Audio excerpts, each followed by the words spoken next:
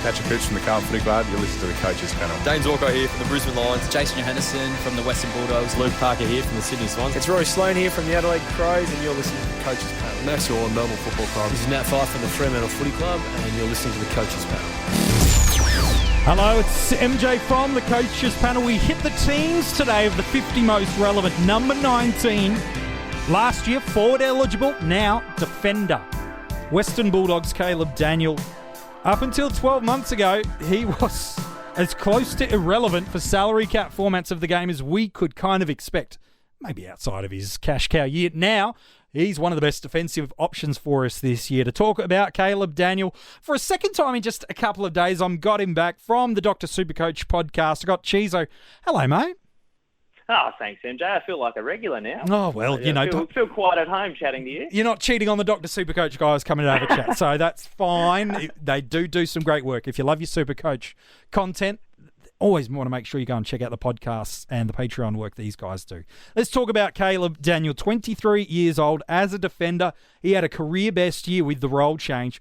His best score last year came against the Magpies in AFL Fantasy. It was a 135, while in SuperCoach, his best game, he had a couple of good ones, but it was a 124 against the West Coast Eagles. In terms of averages, he's not one of the cheapest defenders this year. That's how good his year was. 93.7 is what he did in AFL Fantasy and DreamTeam, and just missed out on cracking the ton in SuperCoach. As such, he's going to set you back just under 540k in SuperCoach, just shy of 700k in AFL Fantasy, and $677,900 in AFL Dream Team. And Cheezo, we talk about this guy with such a drastic role change in the preseason, and while he's always been a really strong user of the ball and quite a handy midfield and wingman and forward for the Doggies, that's a new one.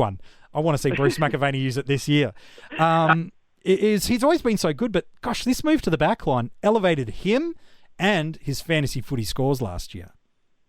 And, the people that were watching him closely sort of predicted this off the back of 2018, because in 2018 was when, Bevo really decided that his excellent decision-making is something that they could use in the back half. And so going into the preseason, there were already a couple of us with our eyes open just to see, exactly what role he could have.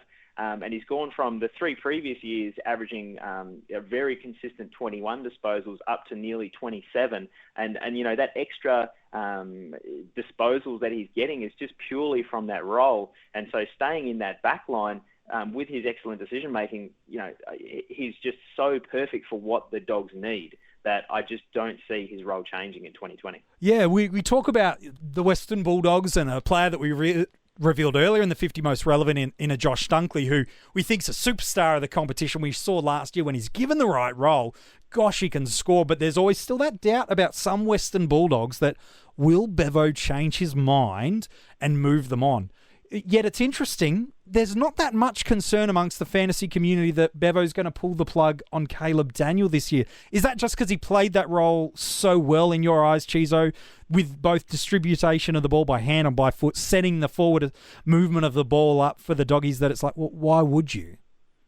Well, that's right. And when we're talking about, the way that the Doggies, kind of change different players' roles from season to season, you have to ask yourself, is there a second role that this player could play sufficiently? And you're looking at the likes of Bontempelli, Dunkley, and these kind of guys, McRae even, they have extra strings to their bow. They're big midfielders, big body. Yeah. You put them in basically any situation on this whiteboard and they're going to have a positive impact. Yes. With someone like Caleb Daniel, everyone's talked about his physical constraints, but being a person of his stature means that he has to excel through different means. He has to be elite by foot and by disposal efficiency, and he has to have elite decision-making, which he does. And where do those things lend probably the best in terms of the Dogs? You can either have someone like that coming out of the back half, sending up those chains that transition to inside 50s, or you would have someone like that kicking into the 50. But we saw last year that Caleb Daniel transferred from someone that was delivering inside 50 to out of the defensive 50, and he was just so good at it that you'd have to be crazy to say that Bevo is just going to completely step away from that plan because he was so reliable at what he did. Yeah, he was. You talk about those 27 disposals a game, going at 80% efficiency. He averaged 5 score involvements per game, 4 marks, 6 rebound 50s.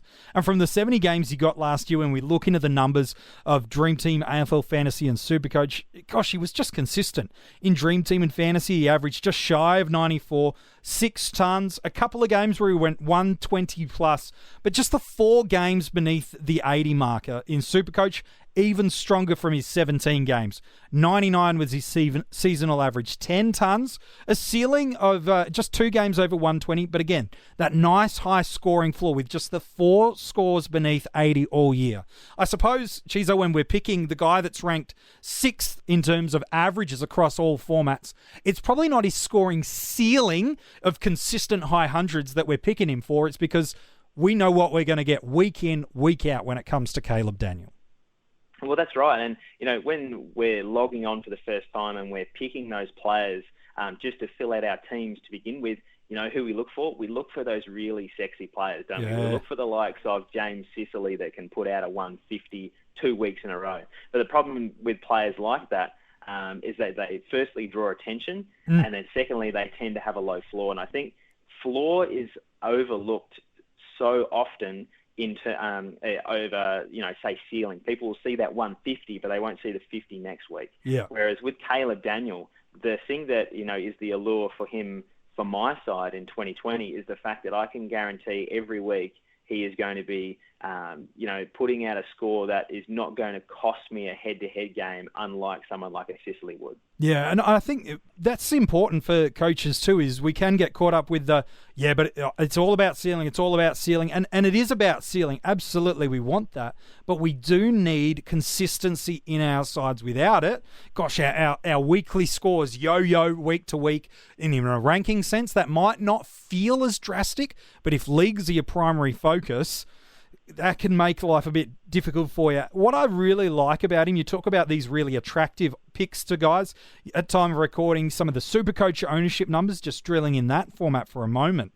In terms of Jake Lloyd's got about 30% ownership. Zach Williams up at 23. Rory Laird, he's up around 19. Sam Doherty, everybody feels like he's picking him. But when you look at the ownership numbers of Caleb Daniel, again, ranked 6th for average last year.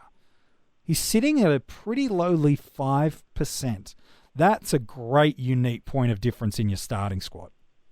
Yeah, absolutely. And that just goes to show that a lot of people look at the ceiling and the flashy players as opposed to the consistent, boring. I liken him very much to a Laird in that respect because he's just, consistent week in, week out.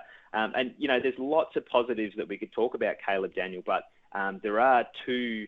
I wouldn't call them negatives, but just things to be aware of. Yeah, questions. We've never seen a full 22-game season out of him. We've seen 3 years previous he's gone 20, 20, 20, and then last year he's gone 17 with a couple individual injuries.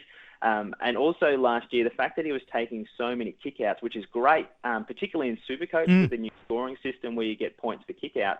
But we've seen his kick-to-handball ratio go from 1-to-1 to suddenly 1.8-to-1. Yeah. That he's leading so much more by foot that if they suddenly have one, let's say they give the ball to, like a Matt Suckling type, to start taking a higher percentage of the kickouts, well, suddenly, particularly in Supercoach, he's losing a lot of those points, and his kick-to-handball ratio is just going to, come back to an even keel, which may impact his scoring. But if he keeps the exact same role and keeps playing on from the kickouts, then I can't see any problem with picking Caleb Daniel in your starting squad. Yeah, he picked up a lot of his points through intercept possessions, and while they're very different players, I am fascinated to see what the impact of an Alex Keith, who's quite renowned coming from Adelaide as an intercept marker, what impact that does, if any. Again, very different players, but that's where Keith does build up a number of his possession points coming through. Do they want to keep Crozier, who kind of filled in for Caleb Daniel kind of as that key distribution role? Did they like what they saw out of him? The great thing is, I can't see a world where Daniel's not solidified in that back 6. It's all just about how does this all work together?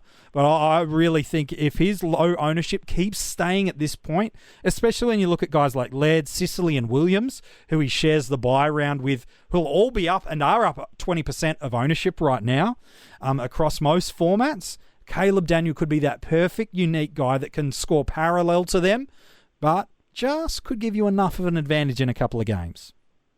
Yeah, genuinely. And I'm not one of those people that would advertise, picking a point of difference for the sake of point of difference. But Caleb Daniel is genuinely an option that you should be considering. And if by some, miracle he's so severely under-owned that you can get him at a 5% ownership, I just see that as an absolute win. Yeah. At what point does ownership make a direction for you again? We want to pick guys because we believe they're the best available to us. But when does it for you? Like, what is 5% the tipping point? Where is it for you, Cheezo, that you go, okay, I've got these two guys, I like them similar, but I'll take the guy that might score 1 or 2 points less because he's in 30% at less teams. What's that point for you? I genuinely have no hard and fast rules. Sure. You hear people about having like a never again list, and then suddenly someone on their never again list averages 100, and you're like, well, I wasn't allowed to pick him. I think you should always keep your options open. Yeah. And you should be picking the player that you genuinely think is going to be the highest scorer. Yeah. Percentage-wise, should be one of the last factors you come in. But if you're tossing up between two, I see no inherent reason why you would definitely go for the lower percentage. I always try and pick the player I think is going to be the highest scorer overall. The positive thing was if you had any queries over one player, we see a lot of people, let's take an Isaac Heaney in 2019. Everyone was picking Isaac Heaney over Josh Dunkley because Heaney was higher owned. Yeah. And so they were thinking that was going to be less risk. Well, if you're not picking the player that you think is going to score the highest, then you're not making the right decision, irrespective of what percentage of ownership they are. So apples to apples, I don't look at ownership percentage, but it can be a really nice, cherry on the cake if you pick this point of difference because A, you think he's going to score higher, and then B, he's just really under-owned. Yeah, it's a good call, man. I think he's a ripper option for us across the formats this year, and if he's not in your starting squad, certainly you need to be tracking how he goes throughout the season. He could, again, be one of the best available defensive options for us. Where does he go in drafts, though? That's probably the big question. Given he's ranked 6th in terms of his seasonal average, he's probably, Cheezo, someone's D1. Is the second round too early for him in formats, or is it dependent in part of what's happening in your draft? Well, it definitely, if someone in your league starts a defender run, you're probably going to pick them earlier. It's the same with the ruck run. As soon as the ruck run starts, you're trying to jump on. With Caleb Daniel, as you say, you probably are getting him in at D1. Imagine if you got him at D2. Oh my gosh. Been just a steal. But I think probably the second round, somewhere in the teens is a little bit too early for someone like Caleb Daniel. Yeah. I'd be looking to stretch it out another 10 picks or so. And maybe lock in someone like a Fife with your first selection if you could. Yeah, no, I think you're pretty much on the board there, mate. Hey, appreciate your work, Cheezo. No worries, mate. Thanks for having me on. I'll just go make my bed up in the spare room, hey? Yeah, mate. We'll bring you in a couple of days' time, I'm sure. If you want to go check out the great work he and the team at Doctor SuperCoach are doing, you can go and grab their podcast content from wherever you get your podcasts. And you also get exclusive content that they're working through Patreon. You can just search for Doctor SuperCoach and you'll be able to find that. The number 18 of the 50 most relevant gets revealed tomorrow, and it's an absolute belter.